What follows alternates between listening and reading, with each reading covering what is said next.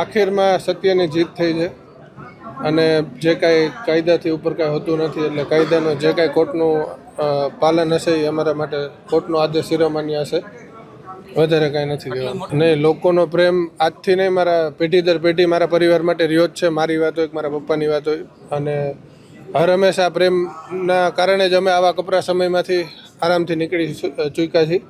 એટલે આ 72 દિવસમાં જે કાંઈ લોકોએ મારા માટે સ્વયંભૂ રીબડા, મારા પપ્પા માટે સ્વયંભૂ, મારા સમાજના, અન્ય સમાજના 18 વર્ણના લોકો, જે ગોંડલ તાલુકાના વેપારીઓ, ઉદ્યોગપતિ તમામ ભેગા થયા હતા સ્વયંભૂ અમને ન્યાય અપાવવા માટે, એ બધાને હું નતમસ્તક કરીને પ્રણામ કરું છું કે આપ સૌનો ખૂબ ખૂબ ધન્યવાદ કે આપના માટે થઈને આજે સત્યની જીત થઈ છે આપ લોકોના કારણે. એ જ લોકોનો પ્રેમ ને લાગણી હર હંમેશ રહી છે. એટલે સત્યને પરેશાન છે પણ પરાજિત નથી. એ કેસનું મેં કીધું એમ કે આજે સેશન કોર્ટે મને શરતી જામીન આપ્યા છે, એનું ખૂબ અમે પાલન કરશું, કોઈ પણ શરત ભંગ ન થાય, અને એનું ખૂબ કાળજીપૂર્વક અમે પાલન કરશું. અને આવીને આવી જ રીતે કોર્ટ ઉપર ભરોસો છે, ન્યાયપાલિકા ઉપર અમને ભરોસો છે કે હજી આગળ જતાં પણ અમારો વિજય થશે. સત્ય પરેશાન છે, પરાજિત નથી, મેં તમને કીધું એમ.